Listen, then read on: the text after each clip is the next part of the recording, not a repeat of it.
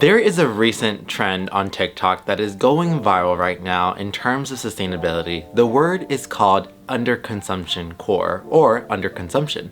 And let's talk about it. My name is Isaiah Hernandez and this is Queer Brown Vegan. My platform is to teach you intersectional issues rather than ignoring them. If you like what you see here, please comment, like, and subscribe as it continues to support my work. Underconsumption is a recent trend that is going viral on TikTok and other media platforms. It talks and raises awareness around our consumerist materialistic culture of a society and the ways it upholds unsustainable futures. It may sound a little bit like deinfluencing, minimalism, zero waste, low waste, imperfect environmentalism.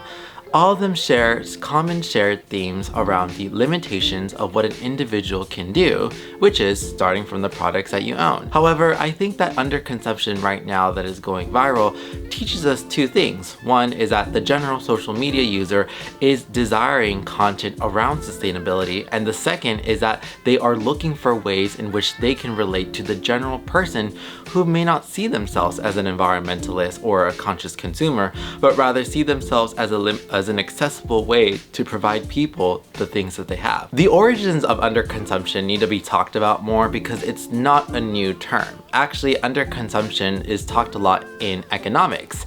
In theory, it's when corporations or institutions overproduce mass amount of items and they're no longer seeing consumer demand. In some theories, they hypothesize that because consumers are not being paid equitably and ethically in their own industries, they are unable to afford the produce that is being exported or produced, therefore causing stagnation and other causes. Now, with underconsumption, I think it's important to note that there are really main key takeaways that I want to talk: the good, the ugly, and the bad. Let's talk about the ugly first, because I think it's important for us to understand that trends like these are also helpful, but yet dangerous at the same time. Let's talk about the bad with underconsumption first. Americans spend around $1.2 trillion annually on non-essential goods that we don't need in our home through plastic products, reusable cups. Just thinking of the excess amount of things that we don't need in our homes. I mean, even if you look back at my desk, you'll probably think that I'm a overconsumerist. Now, the issue with the underconsumption core trend that is very important is that we are not doing enough to call out global capitalism. It, in my view, is no longer enough as a society for us to talk about what eco-friendly products we're using. I'm not saying that we don't need those conversations. What I'm saying is that underconsumption is failing to talk about our overconsumer society, and again degrades the average citizen that they don't have any power. I want to show some videos because one of the things of my biggest critique around underconsumption is the individual limitations on it. So let's actually look at some videos that I have on my phone because I am generally shocked on it. So let's see about this video about a photo with underconsumption, which I liked. Okay. The only skincare I own. Using my makeup until the absolute and rarely buying any. Nightstands by brother found brand new dumpster. I don't think people need to technically know that you can go dumpster diving. You can always go. First dresser I've owned in 6 years when I moved from Walmart. Yeah, I think there's so many of us that actually have items that we've kept for years. Like that's sacred that we continue to really push that culture. And also no hair tools since high school that I rarely use anymore. On the dog, that's so cute. You know, this is actually very simple, right? There's a call to action of like, these are the things that you can do. And I want to look at other videos. This is actually a video from my friend, or not actually my friend, I don't know who this is. Underconsumption core in my apartment kitchen. I'm very interested. The 4 water bottles that my husband and I share. Cutting boards we've had forever and are still perfectly functional. Spices in their original bottle and container. All the walls decors that was gifted less than $2. Tons of hand-me-downs or free utensils. My non-aesthetically pleasing fridge still filled with delicious and nourishing food. All of our magnets were either free or handmade. I think that's cool. Free and old cookbook containing the best recipes. That's cool. The only food cabinet we have. I mean, that's how our cabinets all look like. Our scratch-out dining room, that's had. I mean, if you look at my dining room table, half of its leg is broken. And let's look at another one, because I really want to examine this with you all of this is what's going viral right now. I'm kind of shocked. Let's see again. Let's see some of the videos from people. Okay, let's look at my friend Jess. I love her. Okay, so she's doing this video and found this free on the side of the street. Yes, you gotta encourage people to do free stuff. Had nails done a handful of times. This is all of my clothes, mostly secondhand or bad. My dad made this mirror. That's really cool. I love that. That's also really cool. Decorate plants that you've been growing. Oh, I love the decoration. She has really beautiful plants. My glasses are all plastic jars. That's super dope. I focus on improving outdoor humans and creating over consuming. I don't know what the last. Oh, let's be friends and live a more simple life. I love it. I mean, like, I don't think, you know, just watching these videos, it's not the individuals. What I will say that when I first saw it being trending, it was a bunch of white people talking. It's like, to me, I saw it as repackaged poverty into sustainability, in the sense of like, yeah, black and brown people of color have been doing underconsumption for decades, but a lot of white / middle class or upper middle class people saw that as tacky or ghetto or like, you know, unsustainable or like not etiquette. And I feel like it does make me angry at times, and I'm not angry at the people, I'm angry at the ways our culture is at times, is that we don't need certain aspects of wealth or people to make this trend, right? Survivability is sustainability, and sustainability is the key towards a healthy society. Those videos that I just saw, like the 3 of them, I loved them. I don't think I have issues with them. What I'm saying is that it's just really like, do we really need to teach people this? Like, some of the things are true. Like, I think that the learning how to, like, you know, look for free stuff in your neighborhood, like, you know, guide people to it. But the bad thing that I really get concerned about underconsumption is that if you look at the comment sections, then people are asking for what products that they recommend using, and then it becomes this endless mind of like, I use this brand, or you should use this brand. This brand didn't work for me, use this brand. And it's like, this is not the core of what underconsumption should have been. That's the issue with our internet culture, is that it's not enough for us to just say that, you know, let's just reuse and redesign our mindset. I am someone that grew up in extreme poverty here in Los Angeles, and, you know, my parents used everything as much as sustainably as we could, but we also realized that there's certain limitations that we have under time poverty. Is that when are we going to talk about the ways in which we're showing these videos that so many people probably don't have enough time to do these things? I know that a lot of us don't know how to sew, which I took sewing classes recently, which was horrible, but it went good. I did my bag, but it was just like a whole thing where I realized that we're not gonna get there to systemic change if we're gonna do these micro viral trends that are not a call to action. We have to be more political. And so I combined the bad and the ugly around underconsumption, because the ugly truth is that corporations have already devalued us. They don't see us as humans. They see us as consumers, right? They see us as customers that will buy them and make them more rich. So for me, when we're looking at these viral trends, it's not really radicalizing the average consumer what they can do. And I'm not here to say that individual lifestyles are useless. We always need them. We will continue to use them, and we should continue to encourage our people there. But I'm thinking about the general society who's already seen these trends. Like, we've seen the rise of minimalism in the 2010s, or if you look at the zero waste trash jar, like, that was useless. What did it end up doing in terms of getting people to systemic change? Like, nowhere, right? There's obviously certain laws that were passed around plastic pollution, which is super great, but again, we have to look back at the larger picture. If you look at sustainability, or zero waste, low waste, imperfect environmentalism, it's just repackaged poverty. Again, like deinfluencing, that was last year.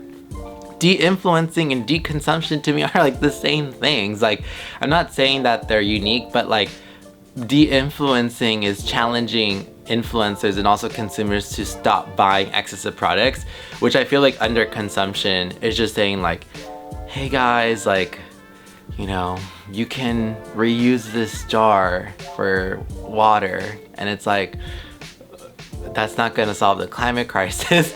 And that's my anger, not towards the individuals promoting it, it's the anger of the system itself. And that's where my direct energy is toward, is that we need people to become political. Like, people saying, well, it's not my brand to be political. I don't want to be political. You have to be political. Otherwise, corporations are going to continue to reign over power. And people are saying, well, what do you want me to do? Like, I'm shopping and I'm doing on social media. Like, that's all I can do. It's like, no. You can do more than shopping, more than sharing these tips. If you have time to research all these tips and how you did these things, you also have time to, one, support labor unions and understand the history of labor unions. Why aren't we doing viral videos of why labor unions are essential to be an ethical and conscious consumer? We are forgetting that labor unions are the ones who help pave economic justice towards our consumption behaviors and to make sure that we redistribute those models to our people. Because let's talk about it again. Me telling you to recycle your iPhone that's made from Apple, from slave labor, isn't gonna actually solve the climate crisis, right? Like, what's gonna actually help save the climate crisis is supporting labor unions and saying, okay, well, I may not work at the company, but what can I do to educate my consumers? And this is where I feel like the brilliant minds of all the people who are making deconsumption viral, like, if you're able to make this moment a viral trend right now, why aren't you making labor unions and economic justice viral? And they're like, well, it doesn't resonate well with my audience. It's like, well, that's the thing with justice work. You can't make it aesthetically pleasing. You have to be honest and truthful. There's ways that you can present it through comedy, animation, illustrations, all these other things, but that's the thing. People don't want to push themselves even further beyond themselves. So at what point is that sustainable for our behaviors and mindsets? That's not gonna get us towards the livable future that we want, nor getting corporations to change their mind and policies. I understand my own hypocritical statements I have. Like, I consume still, I do ads. Like, I know that I'm part of this problem too, and I'm willing to talk about it. At the same time, I know that there are people who understand nuance and understanding that, you know, if we're trying to extend these conversations, we really need to adopt new practices and new strategies that are gonna get us there. The second thing I would recommend is that even if you can't support labor unions, start pressuring corporations, join boycotts, join campaigns. Like, one of those successful campaigns that we see the last few months was like the BDS movement that got people to stop supporting corporations that are committing genocide over the seas. And we saw a lot of the economic profit margins at work. So to me, I think if we're able to make underconsumption like such a cute and aesthetic trend of like, you know, hey, like, this is what you have to do, why don't we do the same thing to take corporations for what they've done? They've harmed several of their workers, they've harmed the environment, they've harmed animals in their supply chains. I don't see the difference of trying to push that. And that's the thing. People are choosing then to not, one, A, not be political, and two, hate the word anti-capitalism. Because everything that I've seen with these trends, from de-influencing, deconsumption, it's anti-capitalism. But people don't want to say that word anti-capitalism because it's seen as a very radical and harsh word. But that is the truth. A lot of the people promoting these videos are anti-capitalist. They don't maybe admit it, but I think they are. And that's the thing where I'm seeing other videos now promoting underconsumption and saying, you know, you should just buy whatever you should. And it's like, no, we shouldn't buy anything that we want. We should buy things that are a necessity for our life, but we shouldn't buy things that we just have extra in case of certain things, you know? Now I want to talk about the good around deconsumption. Now, as someone who's been doing this work for decades now, deconsumption does have a place in this movement. I'm saying all my friends who are sustainability creators who have done videos on deconsumption, we need that. We actually do need to educate people who just may not have been exposed to it. I am privileged enough to have learned a lot of skill sets in my younger years due to my parents being in my life and my siblings helping me around. But I honestly do agree that there's people who just didn't have that privilege or resources to learn. And I think the internet is a very curious place, and we should always feed into our curiosity and ask questions. And there's people that, like you see there, that are maybe very lifestyle creators. We need those creators to answer those questions, because I know at the end of the day, those creators will then create a bridge, hopefully a bridge, towards those who are doing more systemic work like myself on solutions and rethinking the ways that we consume. But I know that that is sometimes a stepping stone for people. Let's talk about the good of underconsumption. Now, I'm not saying that people who do lifestyle movements are useless. They are always needed in the movement, and I have a lot of friends who do lifestyle content, and they sometimes feel bad that they can't do enough or that they're not smart enough to learn politics. I do think that they are smart enough, but I think sometimes they don't think they're gonna get it across right. But I'm saying this is the thing with justice work, is that we're never gonna get it fully right. You have to learn through it. But that's just my personal critique. I think that these trends do help people, right? There's a nuance, right? There's always balance between this. It's like, yeah, I can say all these horrible things. Like, I mean, I don't think I need to create a minute video of how to show people how to reuse an old cup and put it into a plant pot. Like, that's not really revolutionary for me. Do I think some people need it? Yeah, but as someone who grew up poor, like, this is what my mom taught me to do. She taught me how to reuse things, and that was costed me $0. But I do think that it's always going to, there's people that did not learn the same amount of knowledge. And I do think it is messed up for me to always assume that we all have the same knowledge and experiences of how to redesign our mindsets with deconsumption. That's actually untrue. There's some people who just didn't get educated on that, or those who come from affluent backgrounds that were always taught to waste in a ways of like not really thinking about their consumptions. And so I do appreciate those who are trying to redesign their mindset, especially the American modern consumer, because let's be honest, like, a lot of people don't care about environmentalism. That is something that is inherently true. Underconsumption is needed for people. Regardless of what I say, it's always going to be needed for people. Now, my questions are for the good of the underconsumption. It's like, how do we sustain this momentum to build other trends? So whether that's trends of supporting justice work, or even getting people to think more radically, or to extend the conversation to other creators doing this work, I'm very keen and invested in exploring that. But I also know that younger generations today are not learning the skill sets that my generation did. I mean, a lot of skill sets like craftsmanship, repairing, refurbishing technology items, those are very sacred skill sets that are being lost in our society today because we've devalued them under capitalism. And I do know that people who are promoting underconsumption in the ways that they're getting people to redesign their mindsets, it does give them agency that you can repair things for free.